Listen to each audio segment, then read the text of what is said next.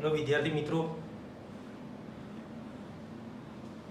આજે થોડીક તબિયત સારી હતી તો આપણે એક ટોપિક લઈ લઈએ છીએ. લાસ્ટ લેક્ચરની અંદર આપણે મોલેક્યુલર માસ એટલે કે આણ્વીય દળ કઈ રીતે શોધ્યું એ જોયા હતા. એનું પણ એક રિવિઝન કરી લઈશું. ફોર એક્ઝામ્પલ, તમને પૂછે કોઈ H2O નું આણ્વીય દળ શોધો,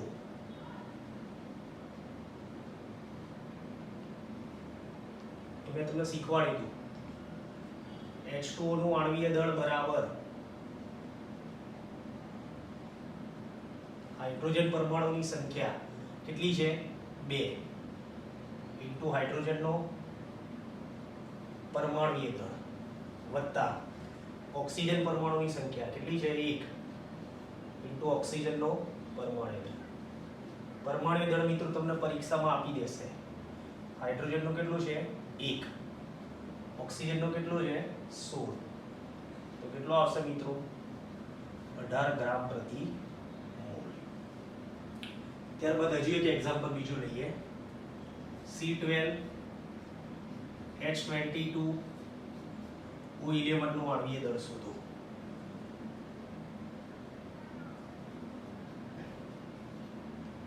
અહીંયા કેટલા કાર્બન છે મિત્રો 12 ઇન્ટુ કોનો પરમાણુ દળ કાર્બન નો.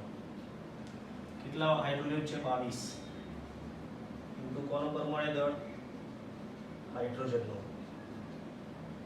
કેટલા ઓક્સિજન છે 11 ઇન્ટુ કોનો પરમાણુ દળ ઓક્સિજન નો.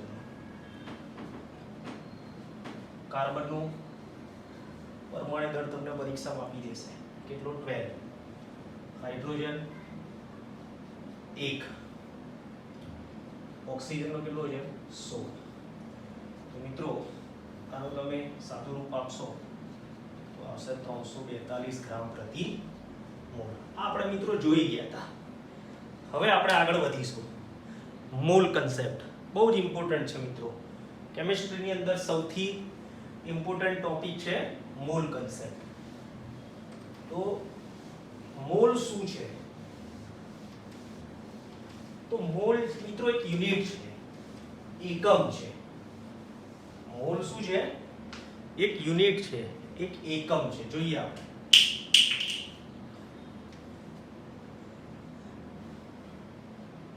Mall concept.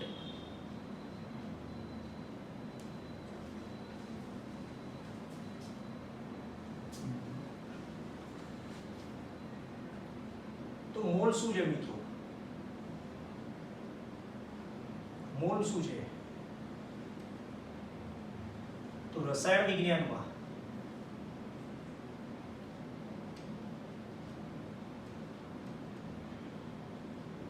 કોઈ પણ દ્રવ્યનો જથ્થો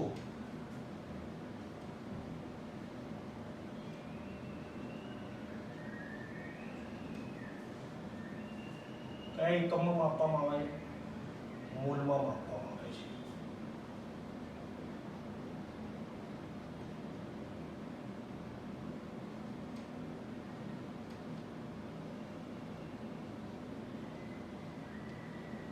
મોલને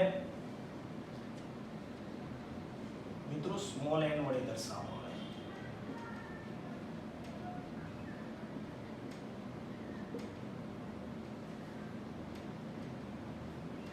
એનું સૂત્ર છે મિત્રો મોલ બરાબર દળ ભાગ્યા પરમાણુય દળ અથવા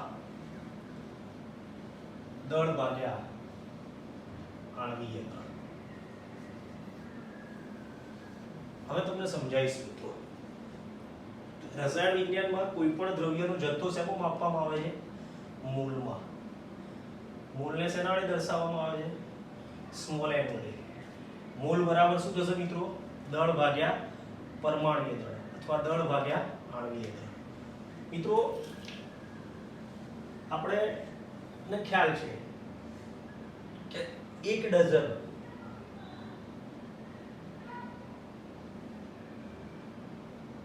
બરાબર કેટલી ક્વોન્ટિટી?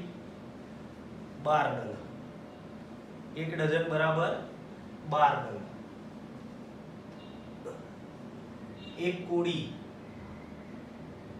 બરાબર 20 નંગ,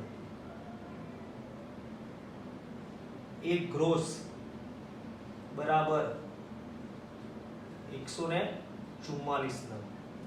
એમ આપણે કેમિસ્ટ્રીમાં કોઈ પણ દ્રવ્યનો નમૂનો તપાસીએ મિત્રો, તો એ નમૂનાની અંદર અસંખ્ય અતિ સૂક્ષ્મ કણો આવેલા છે.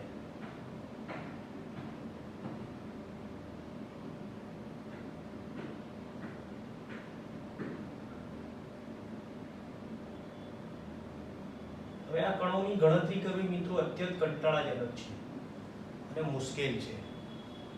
તો વૈજ્ઞાનિકોએ નક્કી કર્યું એક મોલ બરાબર કેટલા કણો 6.022 ગુણ્યા 1023 કણો. આ કઈ રીતે આવ્યું? આ આંકને મિત્રો એવોગેડ્રો આંક કહે છે. એક મોલની અંદર આટલી જ ક્વોન્ટિટી હોય,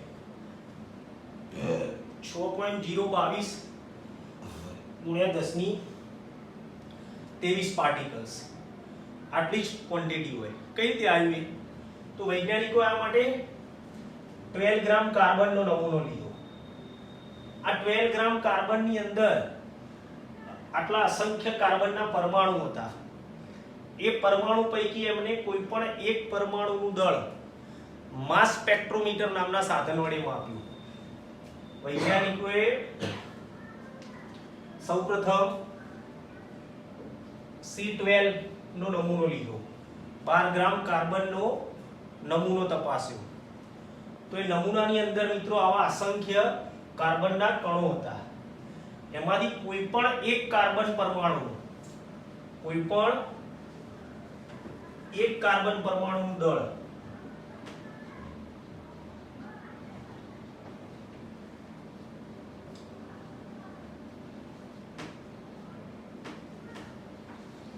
માસ સ્પેક્ટ્રોમીટર નામના સાધન વડે માપ્યું. તો તે કેટલું માલુમ પડ્યું?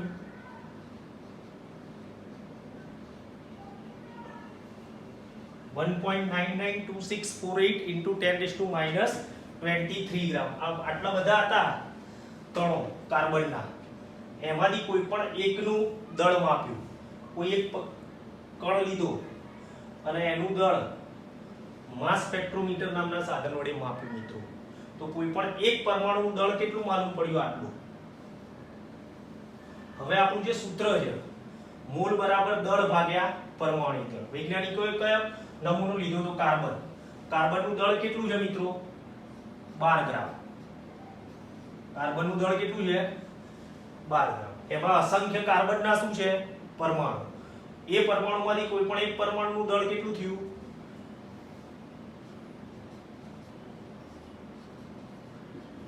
તો મિત્રો આ જે આંક આવ્યો,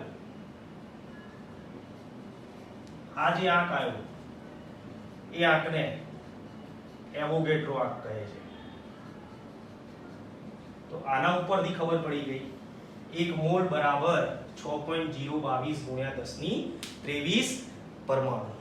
એટલે જેમ એક ડઝન બરાબર 12 નંગ, એક કોડી બરાબર 20 નંગ, એક ગ્રોસ બરાબર 144 નંગ, એમ એક મોલ બરાબર 6.022 ગુણ્યા 10⁻23 કણો. એ કઈ રીતે નક્કી કર્યું? તો ફરીથી સમજાવું છું. સૌપ્રથમ વૈજ્ઞાનિકોએ કોનો નમૂનો લીધો? 12 ગ્રામ કાર્બનનો. એ 12 ગ્રામ કાર્બનની અંદર આવા અસંખ્ય અતિ સૂક્ષ્મ શું હતા? કણો હતા. એમાંથી કોઈ પણ એક કણ હતો, એનું દળ કયા સાધનથી માપ્યું? માસ સ્પેક્ટ્રોમીટર વડે. તો માસ સ્પેક્ટ્રોમીટર વડે માપ્યું તો એ કોઈ પણ એક કણનું દળ કેટલું માલુમ પડ્યું? 1.992648 ગુણ્યા 10⁻23 ગ્રામ. ઓકે, આ એક પરમાણુનું દળ આવ્યું. અને કાર્બનનું દળ કેટલું છે? 12 ગ્રામ. એટલે આ આપણું સૂત્ર છે મોલ બરાબર દળ ભાગ્યા પરમાણુ દળ. કાર્બનનું દળ કેટલું છે? 12 ગ્રામ ભાગ્યા એક પરમાણુનું દળ કેટલું છે? 1.992648 ગુણ્યા 10⁻³ ગ્રામ. તો આનું સાદું રૂપ આપતા કેટલા પરમાણુ આવશે? 6.022 ગુણ્યા 10⁻23 પરમાણુ. ચલો મિત્રો સ્ક્રીનશોટ લઈ લો.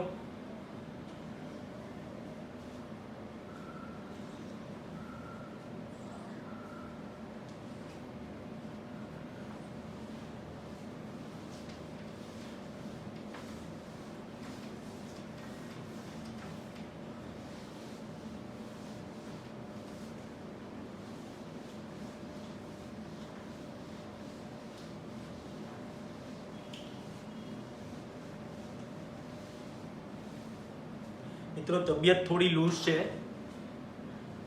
હવે આપણે આગળ જોઈશું મિત્રો. આના ઉપરથી આપણે યાદ રાખીશું. 1 મોલ ધારો કે હાઇડ્રોજન કહો તો કેટલા પરમાણુ હોય એમાં? 6.022 ગુણ્યા 10⁻23 ઘાત. કોના પરમાણુ? હાઇડ્રોજનના. તમને કોઈ એમ કે 1 મોલ ઓક્સિજન તો કેટલા પરમાણુ હશે એમાં? કોના પરમાણુ?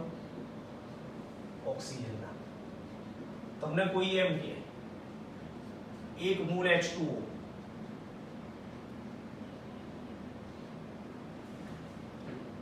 એક મોલ H2O. હવે H2O આ પરમાણુ કહેવાય. H2O નો શું કહેવાય? અણુ. તો શું કહેવાય? 6.022 ગુણ્યા 10⁻23 ઘાત. H2O ના શું કહેવાય? અણુઓ કહેવાય. તમને કોઈ એમ કે 1 મોલ NaCl 1 મોલ NaCl તો એમાં કેટલા હોય? 6.022 ગુણ્યા 10⁻23 ઘાત NaCl ના અણુ. ઓકે, તો 1 મોલ હાઇડ્રોજન બરાબર કેટલા પરમાણુ? 6.022 * 10⁻23. અણુ કો તો એટલા અણુઓ. હવે મિત્રો એક દાખલો જોઈશું. 360 ગ્રામ પાણીના મોલ કેટલા? પાણીનું આણ્વીય દળ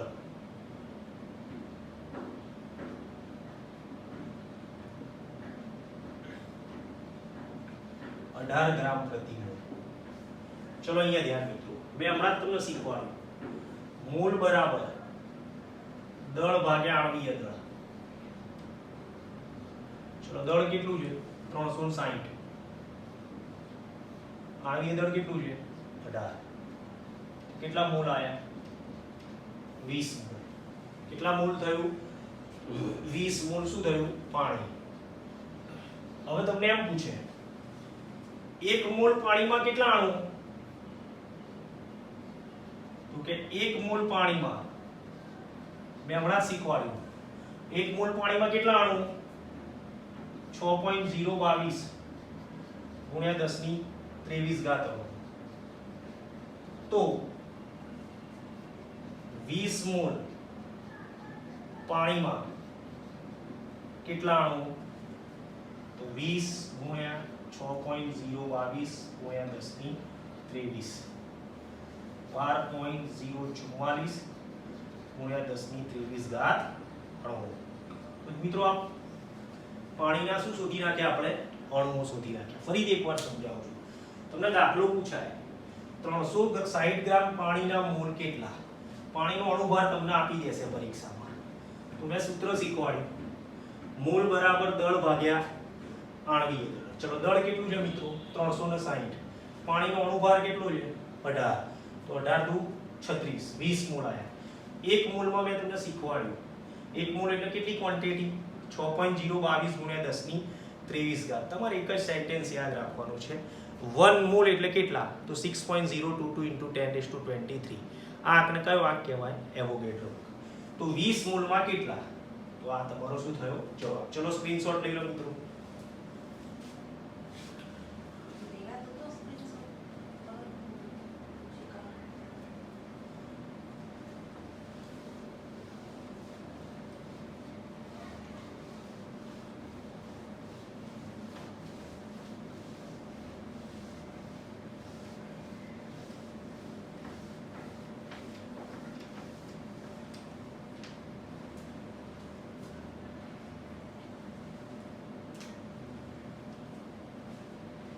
चलो ये ध्यान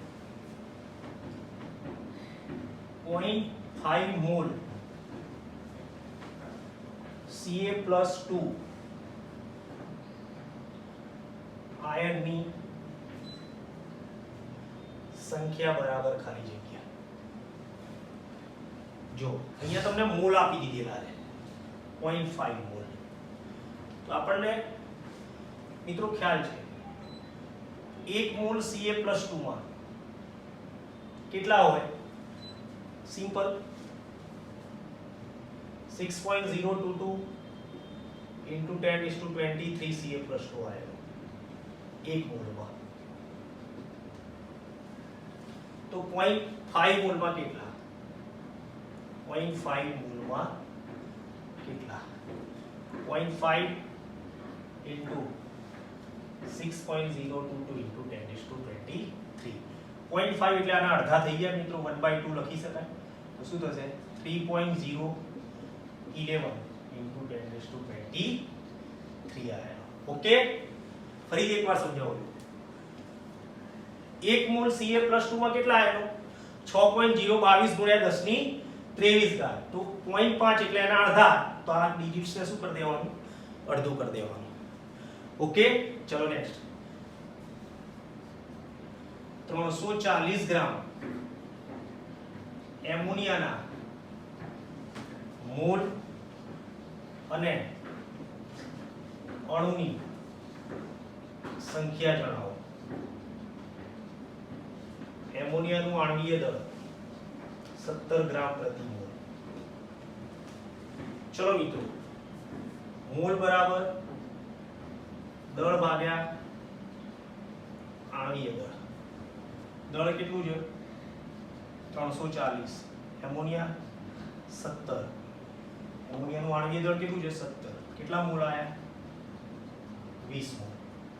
હવે આપણને ખ્યાલ છે 1 મોલ એમોનિયામાં કેટલા અણુ? 6.022 ગુણ્યા 10⁻23 ઘાત અણુ. તો 20 મોલમાં કેટલા? 20 ગુણ્યા 6.022 ગુણ્યા 10⁻23. તો 12.044 ગુણ્યા 10⁻23 ઘાત એમોનિયાના શું આવશે? ઓકે મિત્રો, તો હાલો સ્ક્રીનશોટ લઈ લો. તો આજે મિત્રો મોલ કન્સેપ્ટ અહીંયા મેં પૂરો કર્યો છે. મિત્રો મારી તબિયત થોડી રિકવર થઈ રહી છે. જેમ જેમ મને સારું થશે એમ હું તમારી સમક્ષ વિડીયોના માધ્યમથી મળતો રહીશ. Okay, by.